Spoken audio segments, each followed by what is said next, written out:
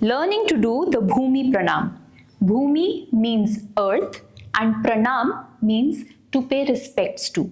So Bhumi Pranam is the gesture where we show our respect and gratitude for Mother Earth and for the practice space, the space where you're dancing. Because that as a resource is something worth showing gratitude for.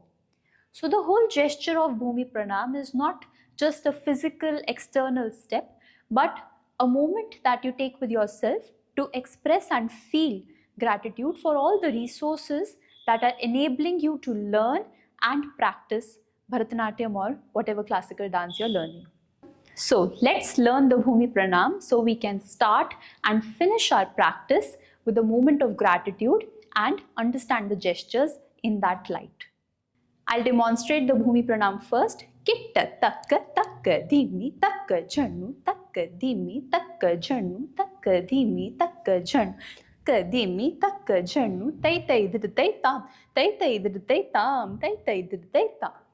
So when we begin in Samasthana, feet together, hands in Kataka Mukha Hasta, held in front of the chest with the elbows up. This is the basic stance with which we start, and we strike our right foot first, takka dhimi, and then the left foot, takka jhannu. Notice that here I am not lifting my knee up, I am lifting my heel back. So you lift the heel, bend the opposite knee, strike and straight. Okay?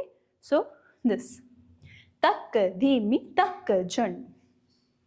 This gesture shows that you are about to start dancing. So from here we come takka dhimi takka jhannu. We'll change our hasta to shikhara in front of the chest. Bring it up on your shoulders and then make a round with both the hands and bring it back to your chest. Okay? So from here it changes to takka dhimi takka jhannu takka dhimi takka jhannu. Now what does this gesture of making a round with the hands mean?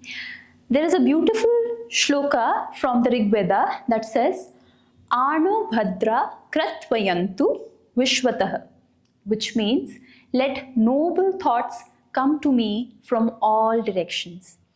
And I feel that this shloka and the meaning fits very nicely with this gesture. Throughout the 8 directions, we say that divinity resides in the form of Ashtadikpalakas, or the protectors or the gods of the 8 directions.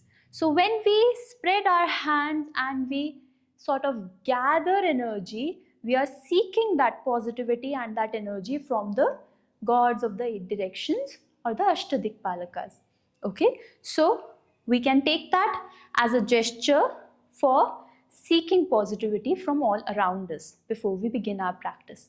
So, takka dhimi takka jhannu.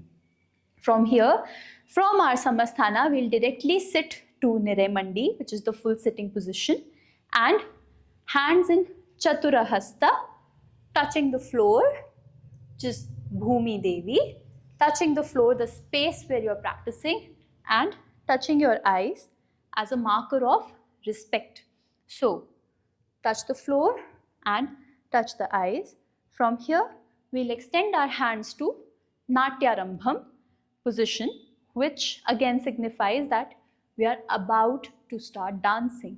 So, takka dhimi takka jhannu. From the Natyarambham, we are going to do Namaskaram at 3 different positions.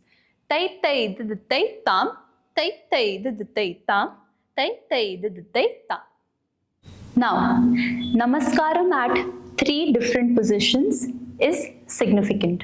The first time we do the Namaskaram above the head is when we think about the Guru, the teacher from whom we are able to receive the learning of classical dance. Without the teacher, the learning was not possible. So that is the first entity you think of when you pay your respects. The second entity you think of when you bring your Namaskaram to your forehead is your parents, because without them, you wouldn't be alive in the first place to have the chance to engage in something as beautiful as classical dance. and for all their guidance or support. So, thinking about the parents at the forehead, Namaskaram, and the last Namaskaram in front of your chest is to think about God or the divine entity that you believe in. Whatever is the higher power that has made it possible for you to learn dance and for you to learn anything at all. After all, that is the Supreme Guru. So, you pay your respects to that energy. So, that is the significance of doing the Namaskaram at 3 different positions. It gives you a chance to express your gratitude and pay your respects to the resources and to everybody who has made your engagement with classical dance possible and has enabled you to learn something so beautiful. Okay, so and that is how we end the Bhumi Pranam. So the Bhumi Pranam from the beginning again is Takka dhimi takka jhannu takka dhimi takka jhannu takka dhimi takka jhannu takka dhimi takka jhannu tai tai diditai tam tai tai diditai tam tai tai diditai tam. So that was the significance of Bhumi Pranam and how to perform it.